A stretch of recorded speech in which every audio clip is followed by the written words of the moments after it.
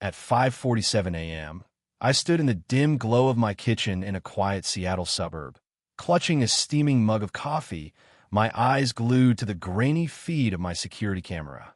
The timestamp read October 12th, 2024. There she was again, Lisa, my neighbor, slinking into my backyard like a thief in a lavender tracksuit, the words Destiny Diva sparkling across her hoodie. Barefoot, brazen, she made a beeline for my honey table, snatching 2 freshly sealed jars from the wooden crate before vanishing into the dawn. My grip tightened on the mug, coffee sloshing onto the counter. This was the 3rd morning in a row.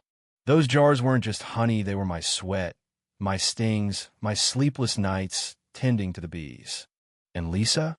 She strolled in like she owned the place, licking her fingers and strutting off without a shred of guilt. When I moved to this neighborhood 2 years ago, I dreamed of tranquility. I built a small garden, set up rainwater collectors, and started keeping bees as a quiet passion. The hive thrived, and I shared free honey with neighbors that first summer. Lisa was all smiles back then, her compliments dripping with a saccharine edge that made you question her sincerity. I brushed it off until the jars started disappearing. At first, I blamed my memory, thinking I'd given away too many. But then I noticed sticky rings on the table, the crate nudged slightly askew, a single jar missing instead of 2. Once a note appeared in florid cursive. Thanks, neighbor, or way better than store-bought. I installed a camera, and there was Lisa, caught red-handed, plucking my honey like it was her birthright. I confronted her politely, showing her a screenshot of her crouched over the crate. She didn't flinch. With a toss of her hair, she muttered about community sharing and how natural resources like honey should be free for all. Then she stormed off to berate a mail carrier for parking too close to her driveway. The next day, she slid an HOA pamphlet under my door, highlighting a vague rule about neighborhood unity. She argued that since my bees pollinated everyone's flowers, their honey was communal property. I was dumbfounded, but the real spark came at her Tuesday book club. While I was weeding my garden, I overheard her, voice carrying over the fence. That bee guy thinks he's some fancy craftsman, but he's just a loner craving attention.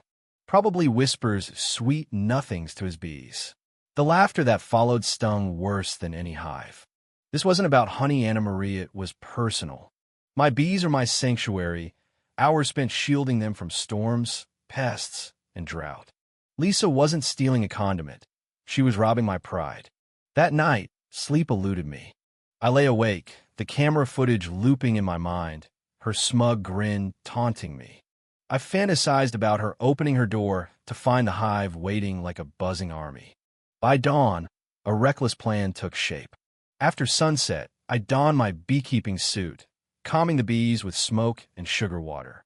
I gently transferred the hive into a portable box disguised as a planter, wheeled it across the street, and set it on Lisa's porch, right where she did her morning yoga. I added lavender sprigs for flair, sprinkled pollen to help the bees settle, and placed 2 honey jars beside it, labeled Fresh Pick and Joy. It was poetic, dangerous, and utterly unhinged.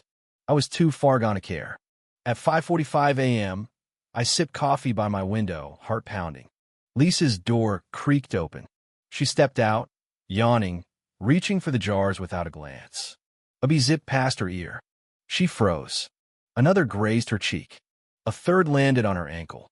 What followed was chaos. Lisa screamed, dropped a jar, and flailed, knocking over her table and tripping over her sandals. She dove back inside, toppling a potted fern, her dog yapping frantically. I nearly choked on my coffee, laughter bubbling up. She wanted sweetness? She got the hive. The next morning, Lisa's porch was a no-go zone unless you wore a beekeeping suit. The bees had claimed her flower boxes, buzzing around her wind chimes like they'd lived there forever. Her curtains twitched obsessively, but she didn't dare step out. By noon, 2 HOA reps, Mark and Susan, in matching green polis, knocked on my door. Susan, the spokesperson, cited a complaint about a maliciously placed hive. I showed them my empty hive base and city-issued beekeeping permit, shrugging when they asked if I'd move the bees. Maybe they liked her roses, I said. Mark mumbled about swarms having minds of their own. Susan glared but left. The drama escalated.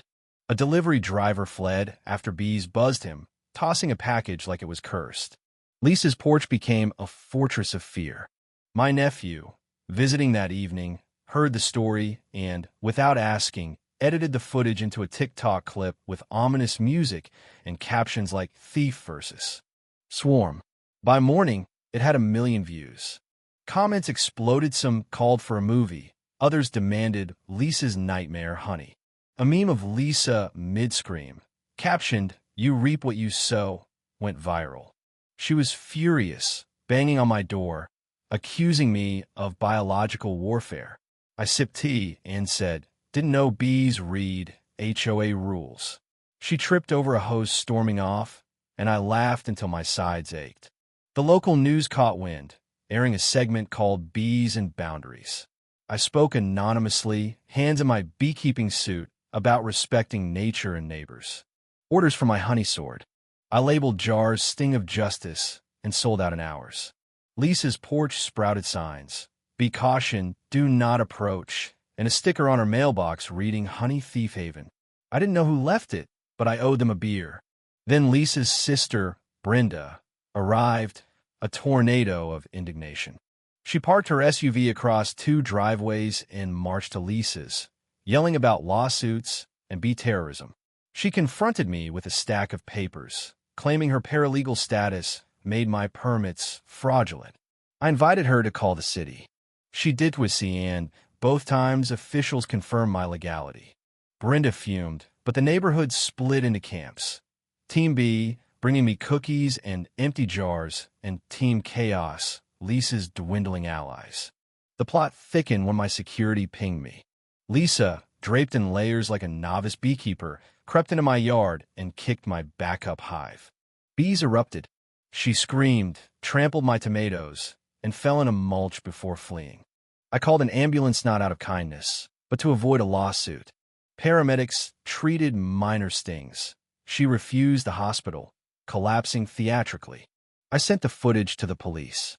Trespassing and hive tampering were serious. Lisa got an official warning. Brenda's protests about defamation fell flat. T-shirts of Lisa fleeing bees sold out at the market. But Lisa wasn't done. One humid night, my cat stared at the fence. I heard a clink. Creeping closer, I found Lisa, mosquito net over her head, prying open another hive with a hoe, muttering about ending this. I recorded silently. Bees swarmed. She stumbled, hit a post, and fled, leaving a shoe. The footage was gold. I took it to the police. This time, it was criminal trespassing and agricultural sabotage. Lisa was summoned to court, her face a mask of defeat as the officer served her. In court, the judge watched the video, unimpressed by Lisa's claims of emotional trauma. She got 40 hours of community service, a fine for damages, and a trespassing order. Brenda stormed out. Lisa shuffled behind. Weeks later, at the farmer's market, I saw Lisa in a community service vest, weeding the garden where I taught kids about bees. She avoided my gaze as I spoke to third graders who whispered about Bee Man. Her porch hive stayed, now a local landmark with an educational plaque. Tourists snapped photos. Neighbors planted lavender. Lisa's HOA complaint stopped. Brenda left town. Then, one morning, a letter slid under my door. Lisa's handwriting, admitting her ego had blinded her. A check for hive repairs was enclosed, with a note, "Hope the bees forgive me." I smiled, watching the hive hum peacefully. Maybe they had. My honey business boomed, with flavors like Karma Infusion and an online store my nephew built. I taught beekeeping classes, and the HOA, under new leadership, embraced pollinator-friendly policies. Lisa changed quietly. I saw her reading near the hive, bees buzzing calmly. Once her dog curled up by my hive, unbothered. Lisa nodded when I said the bees liked her. The fence between us dissolved. What started as revenge became a movement. Neighbors connected, kids learned, and the hive thrived. The buzz wasn't in the stinge, it was in balance restored. As I sipped tea, watching the hive glow, I realized justice tasted sweeter than honey. What do you think? Was my revenge too harsh? Or did Lisa deserve every sting? Should I have forgiven her sooner? Or was the public shaming necessary? Drop your thoughts below, hit like, and subscribe for more wild neighbor tales.